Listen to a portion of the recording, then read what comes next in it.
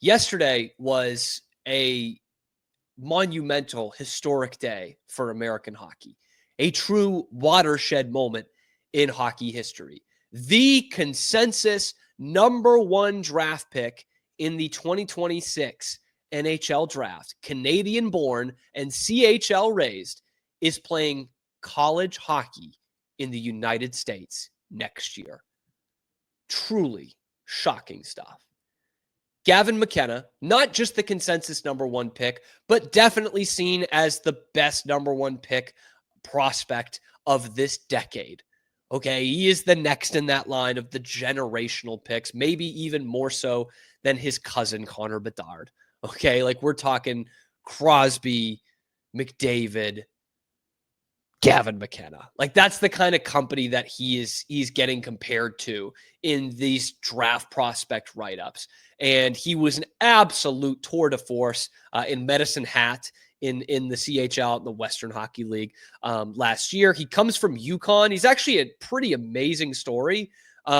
He's coming from Whitehorse, UConn, which is like the middle of absolute nowhere. There's been like 2 UConn players ever in the history of the NHL.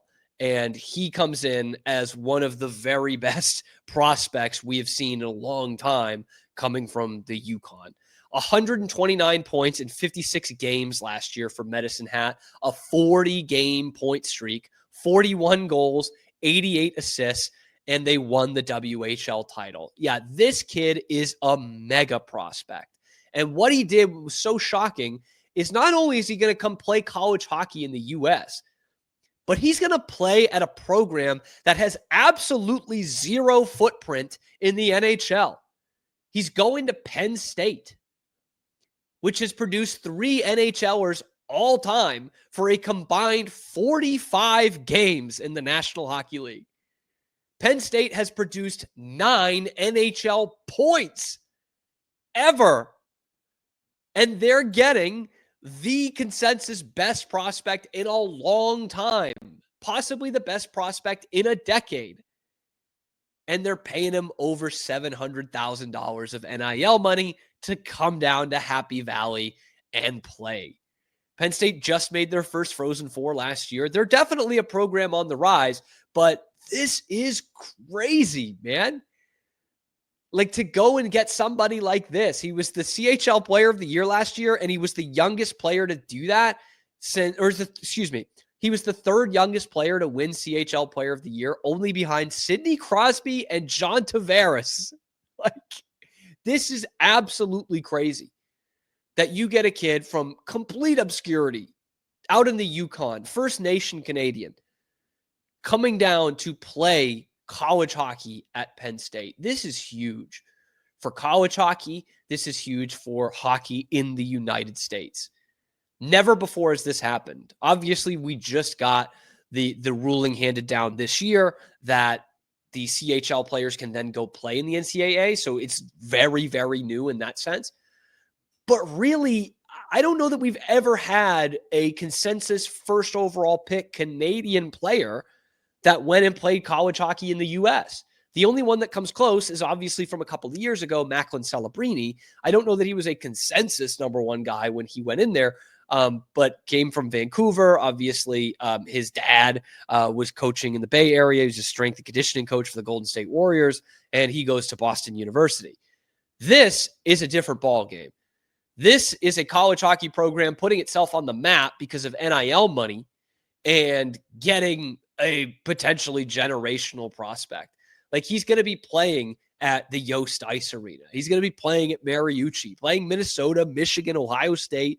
Hopefully, I'm checking the schedule every day to see when they release it, to see if he will play up in the Boston area at some point this season when he's at Penn State. But man, I can't overstate enough how crucial a moment this is for hockey in the United States.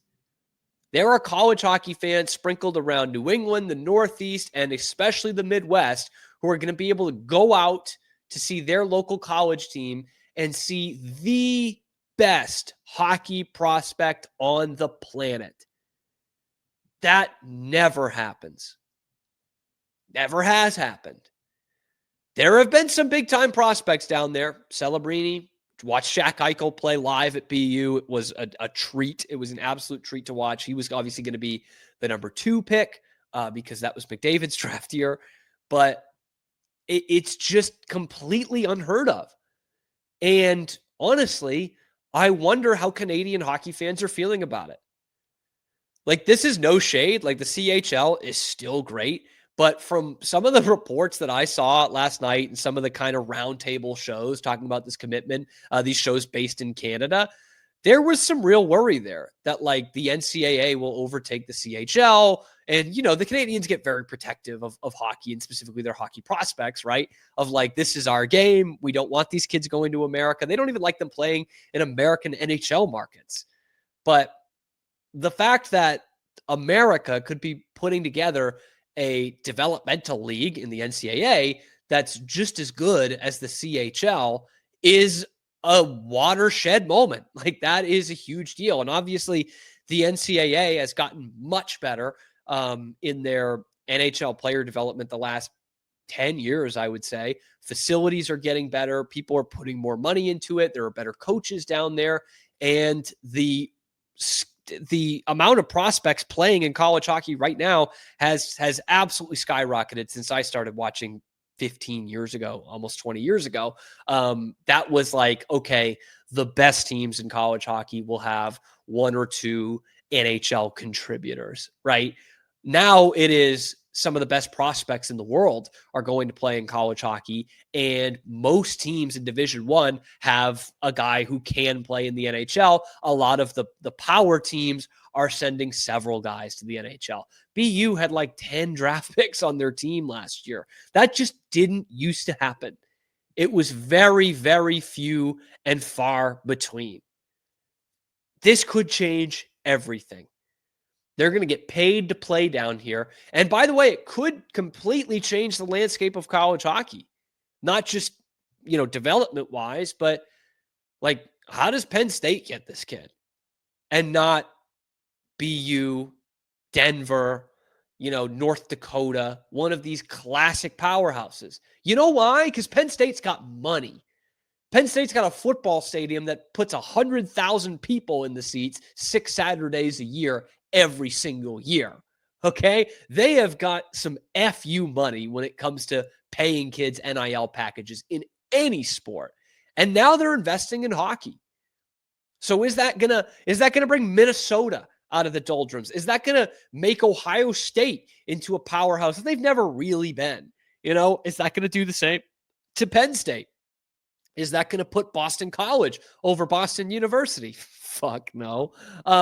Is that going to change the landscape of what it looks like in college hockey? Gavin McKenna could be setting the bar for several different leagues and prospects just by this one move.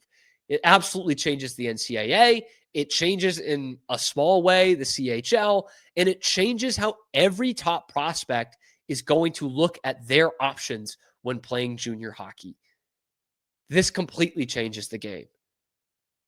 If you are a guy who just played, you know, how many games did he play in the CHL last year? I said it earlier. If you just played 56 games in the CHL, you're about to get drafted, or maybe you're in your draft year +1, and you get promised to go to an NCAA team with top tier facilities. Okay, I'm talking like nutrition, weight room, shooting rooms, all this stuff that not all CHL teams can put together. You've got great coaching with it. You're going to take less of a toll on your body. You're going to play 38 games at most rather than 56. You're going to spend more time in the weight room, in the film room. Like, how does that not entice you? And you're going to get paid 6-figure salaries to go and play there. Like, how does that not entice you? July the 8th, 2025 was a massive watershed day for hockey in the United States. Gavin McKenna is changing the game and how we look at it by this one commitment. It's going to be fascinating to see this year and in the next 3 or 4 how many of these top prospects are going to play college hockey in the United States. Fascinating stuff for me. Let me know what you guys think in the comment section below. If you're a Canadian hockey fan, how does this make you feel about the CHL? Personally, I don't think you should worry that much, but this is the number one prospect Canadian boy going to play in college hockey. Let me know what you think about that in the comment section below. If you're an American hockey fan, how excited does it make you that you can see Gavin McKenna playing in your backyard next year? Get involved in the comment section. Be sure to like the video and subscribe to the channel if you love hockey. Find us here live on YouTube every weekday, high noon Eastern time, and then wherever you get your podcasts as well. So check out the other videos on the channel, talking Bruins, talking hockey, talking Boston sports as well. Catch that from your host, Cam Stewart. That's me, and Zach Burke, who keeps us on the air 5 days a week.